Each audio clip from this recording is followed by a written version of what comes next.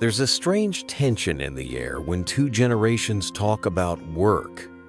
One says, "Be grateful, serve with a smile, the customer is always right."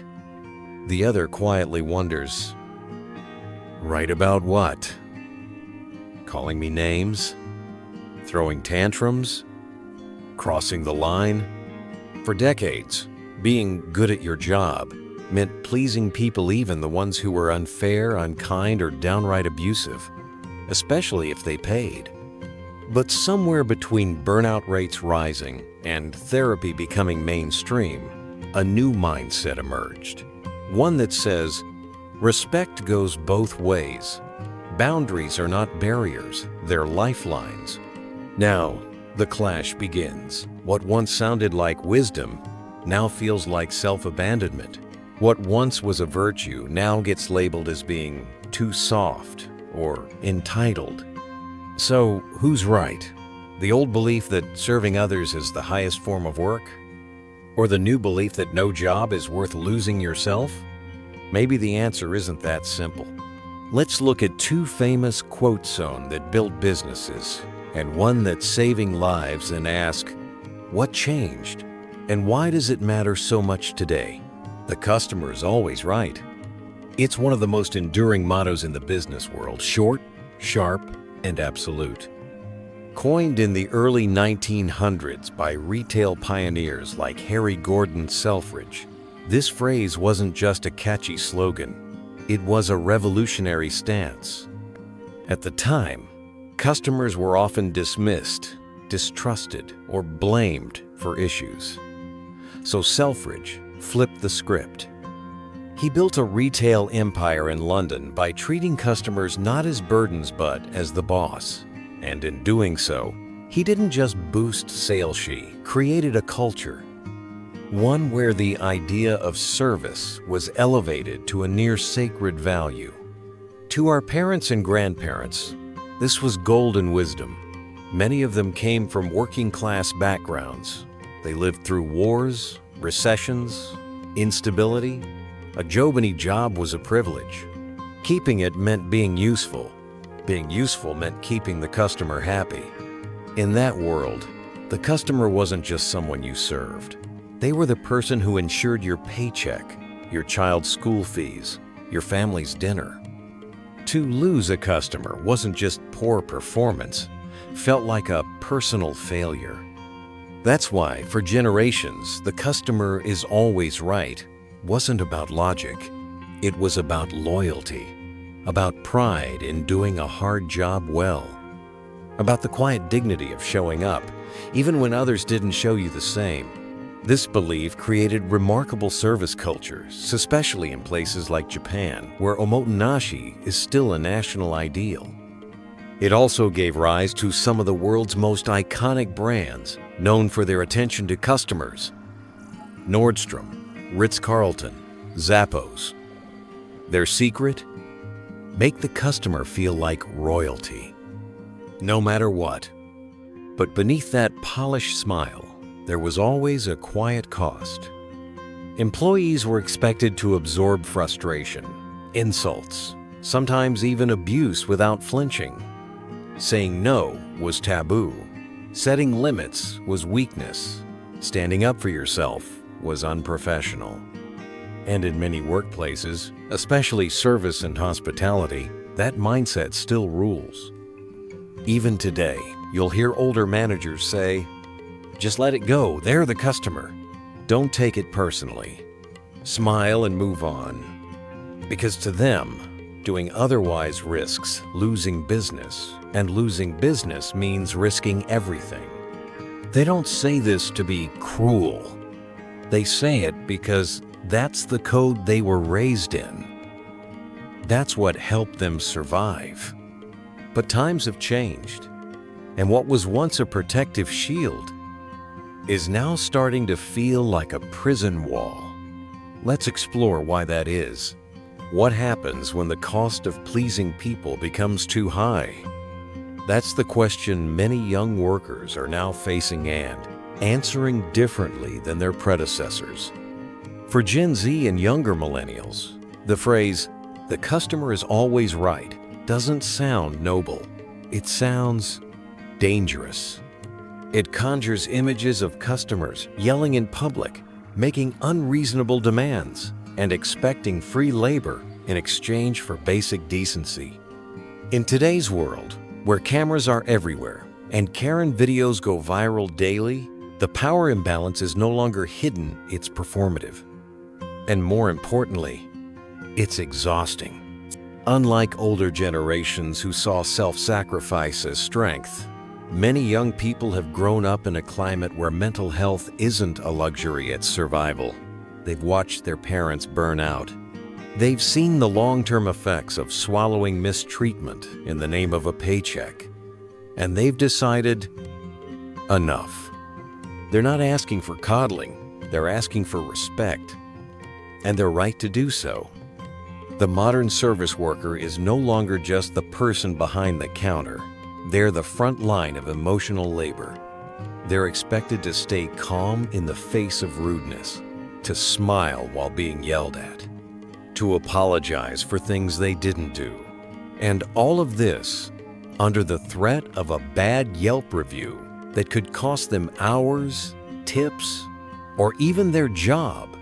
The stress is real, and the consequences are measurable.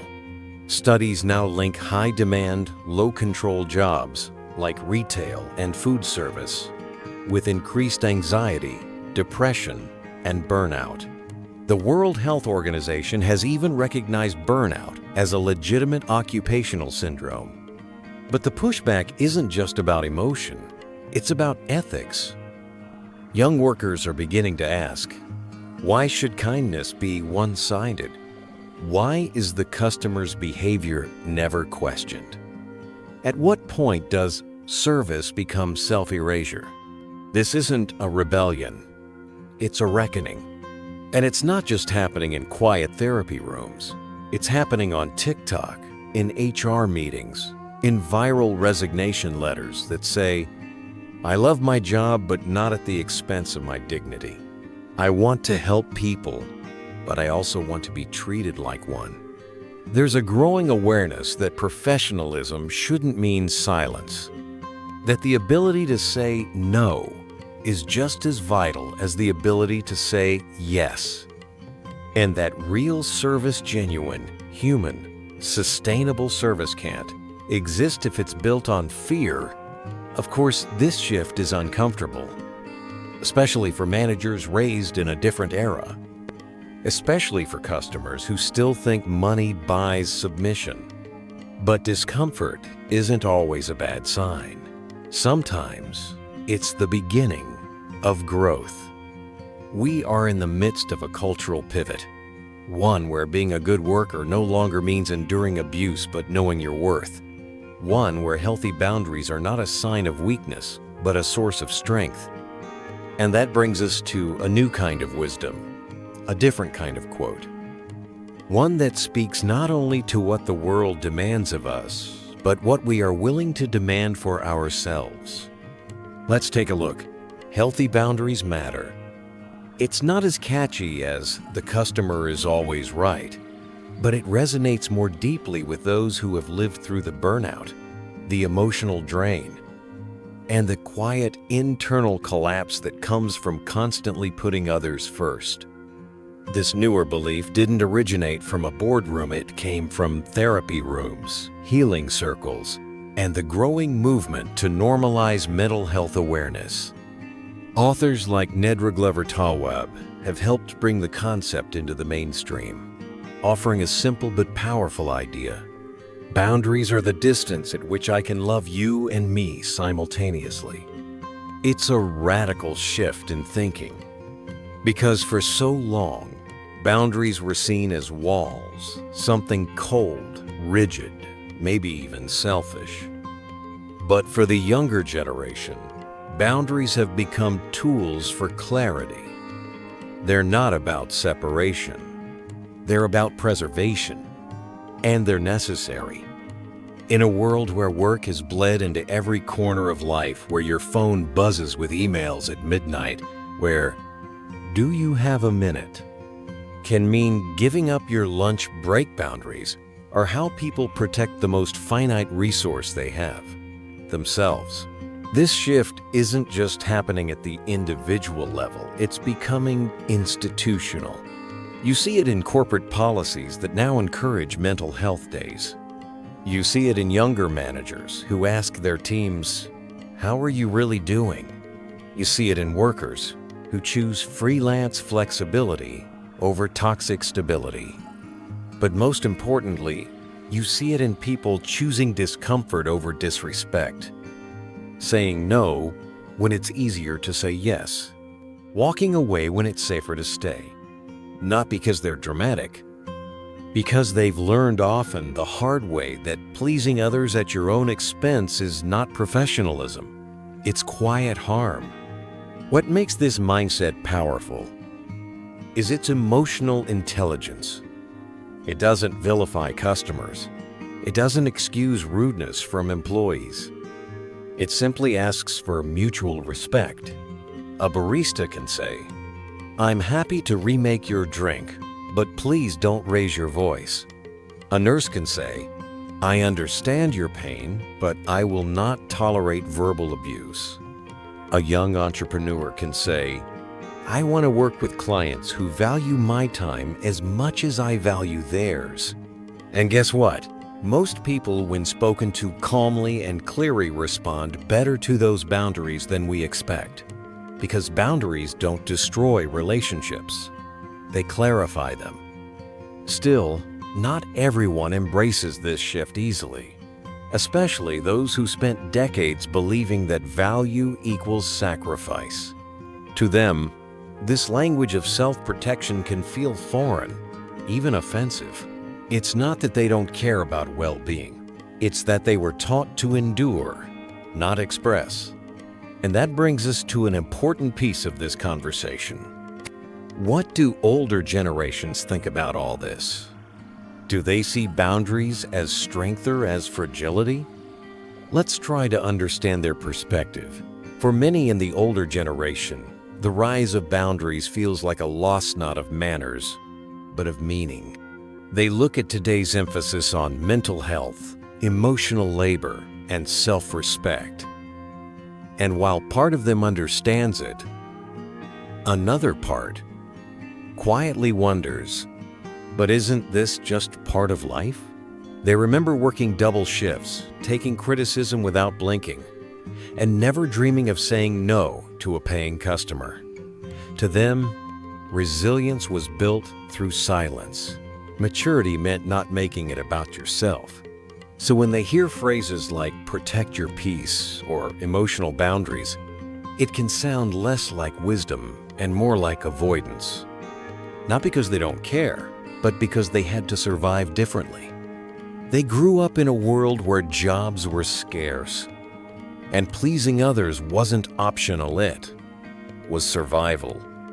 Saying no could mean being replaced. Holding your ground could mean losing your ground altogether. To them, endurance wasn't trauma. It was pride. So when they see younger workers push back, it may come across as entitled or even disrespectful. What they may not always see is that this new generation isn't rejecting their values. They're responding to a system that has changed. The workplace is faster now, harsher, more visible, and often more transactional. So the question isn't, why aren't young people tougher? It's, what kind of toughness is needed today and at what cost? Maybe it's time to stop comparing who had it harder, and instead start asking, how can we have it healthier? Because beneath the generational tension is something both sides truly want to be respected. And that desire, no matter your age, is deeply human. Let's bring it all together. So maybe the real shift isn't from "the customer is always right" to "healthy boundaries matter." It's from one-way respect to mutual respect. Because here's the truth. The best service doesn't come from fear. It comes from people who feel safe, seen, and supported on both sides of the counter. Older generations built incredible legacies by showing up no matter what. They taught us dedication, patience, and the power of grace under pressure. But younger generations are reminding us of something just as vital. That kindness isn't real if it costs you your sense of self. We don't have to choose between the two. We can honor the past and protect the present. We can serve with heart but not without a spine. Respect is not a performance. It's a shared space where both parties matter. If this video made you think about your own boundaries or the way you've been treated at work or treated others, I invite you to share your thoughts in the comments. This space is for all generations to listen, to learn, and to connect. And if you're curious what quote we'll dive into next, just know this. It's one you've probably heard about gratitude, but maybe never questioned out loud. Thanks for spending your time here with me. If this message meant something to you, feel free to like, subscribe, or just quietly carry it with you. That's more than enough.